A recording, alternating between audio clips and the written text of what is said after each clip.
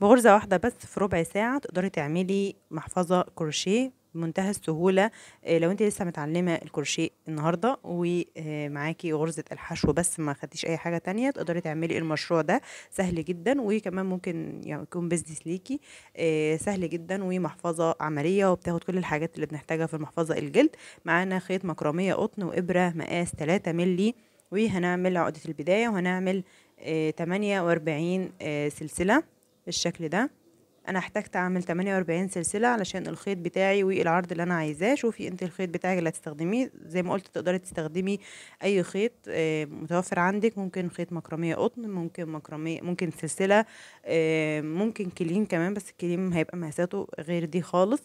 هنا وصلنا ل 48 سلسله بالشكل ده، وهفوت غرزة من 48، وهبدأ ان انا كأنها ارتفاع للسطر الاولاني، وهبدأ ان انا اشتغل غرزة حشو في تاني سلسلة تقابلنا تحت حرف الفي بالشكل ده.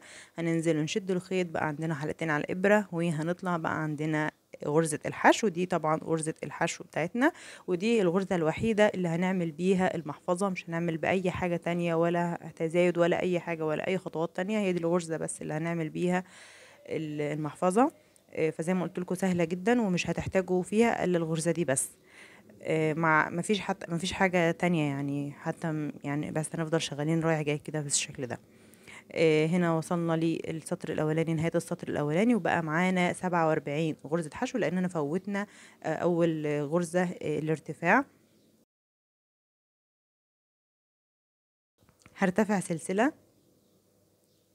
بالشكل ده، وهلف الشغل وهنزل تحت حرف الفي كله، وهشتغل غرز حشو، وهكمل بنفس الطريقة بقية المحفظة.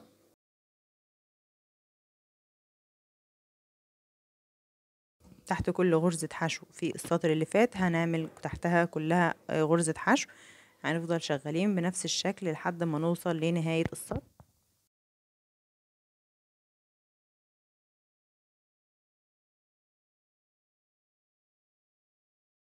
هنا وصلنا لنهاية السطر التاني بالشكل ده، واشتغلنا فوق كل غرزة حشو غرزة حشو، وهنكمل بنفس الطريقة لحد ما اوصل للطول المناسب. لو انتوا متلخبطين، لو انتوا بتخافوا من الشغل رايح جاي ولسه بادئين، ده اول مشروع تنفذوه، تقدروا ان انتوا تحطوا علامات في اخر غرزة وفي اول غرزة عشان ما تتلخبطوش.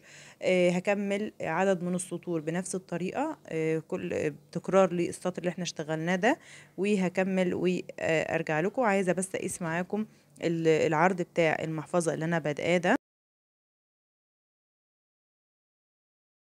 يبقى حوالي يعني من 30 ل 31 سنتي بالشكل ده. فشوفوا بقى انتوا الخيط بتاعكم هيطلع معاكم كام غرزة. انا كان طالع معايا من 47 غرزة حشو، وقبلها كنا بادئين 48 سلسلة وسيبنا واحدة ارتفاع.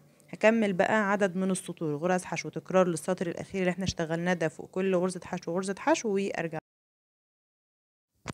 هنا وصلت لنهاية السطور ده الطول اللي انا عايزاه، عملت حوالي 20 سطر، وخلاص هقص الخيط بقى.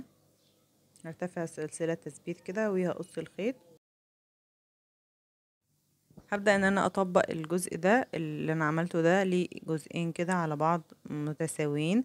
هعد الطرفين، هعد الغرز في الناحيتين فوق وتحت، وهعلم بعلامة علشان اعرف ان انا اخيط الجزئين دول على بعض كده.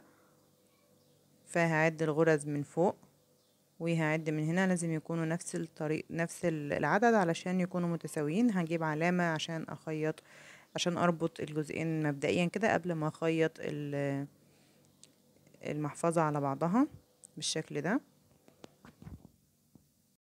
هيبقى حوالي عملت حوالي 20 غرزة حشو على كل جانب، الجنب ده 20 والجنب ده 20، ويبقى بينهم حوالي 7 غرز. عملت جميع الجوانب كده علمتها. هبدأ بقى ان انا اخيط الجوانب اللي انا طبقتها على بعضها دي. هبدأ ان انا اخيطها بخيط جديد، يعني زي ما انتوا عايزين تعملوا بنفس اللون براحتكم. هبدأ ان انا اشبك الخيط بالشكل ده، يعني اشد الخيط وارتفع سلسلة، وهضم كل غرزتين على بعض، هقفلهم بغرزة حشو. كل غرزتين مقابلين للتاني، هاخد معايا خيط البداية بالشكل ده، وكل غرزتين مقابلين لبعض من الطرفين اللي احنا ضمنهم على بعض هنعمل بيهم، هنربطهم بغرزة حشو بالشكل ده. ونخلي بالنا ان ظهر غرزة الحشو اللي احنا شغالين عليها هتبقى ناحية جوه، ووش غرزة الحشو يعني باللون البيج ده يبقى ظهر الشغل ده، ظهر الغرزة بره، ظهر الغرزة جوه، ظهر الغرزة جوه، ووش الغرزة اللي هو ناحيتنا المقابل لينا ده يبقى بره ناحية المحفظة من بره، علشان الناحية التانية برضو تكون نفس الطريقة. هكمل لحد ما اوصل لنهاية الطرفين كده، وهكمل برضو هنا حوالي اشتغلت حوالي 10 غرز حشو، علشان انا بربط المجموع المحيط كان 20 غرزة، فانا بربط كل غرزتين قصاد بعض، فهيبقى النهاية بتاعتي في الجنب ده 10 غرز حشو، لان بربطهم مع بعض، فال20 هيبقوا 10 غرز. تمام، يا رب يكون واضحة يعني الشرح. هكمل على السبع غرز اللي بين الجنبين، هكملهم برضو غرز حشو وانا ماشية لحد ما اوصل للجزء التاني اللي احنا رابطينه ده. برضو هنشتغل غرزة حشو تحته بنفس الطريقة كده.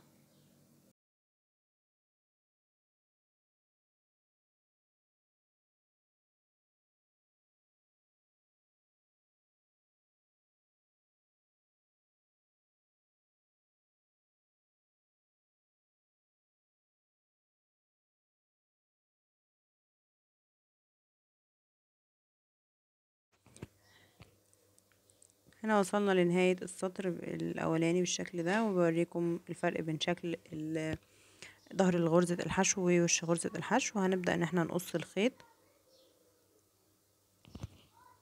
وهنخيط الطرف ده. طبعا اوريكم الجزء ده هنداري الشغل ازاي، هنداري الخيط ازاي. طرف الخيط بنلضم الإبرة، بنلضم الخيط في إبرة التنظيف، بتبقى جايه بالشكل ده، وبنبدأ ننزل تحت الغرز ونداري نخيط طرف الخيط تحت الغرز بالشكل ده عشان تبقى شكلها نظيف. طبعا عشان انا شغاله بلونين، فلازم اشتغل تحت اللون اللي انا شغالاه عشان ما يبقاش باينه.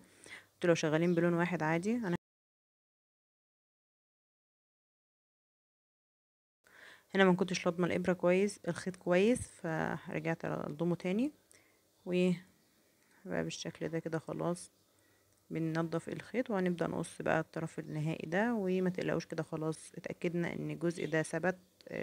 وهنعمل بقية الخيوط اللي طالعة بالشكل ده، ده عشان كنت واخداه تحت الشغل فمش باينة. هنعمل الجزء التاني بنفس الطريقة. بس كده، ده كان فيديو النهاردة، يا رب يكون سهل والشرح واضح ليكم. لو وصلتوا لحد هنا وعجبكم الفيديو ما تنسوش تعملوا لايك، ولو لسه مش مشتركين في القناة يا ريت تشتركوا وتقولوا لي في الكومنتات حابين ننفذ مع بعض ايه الفترة الجاية. ومع السلامة.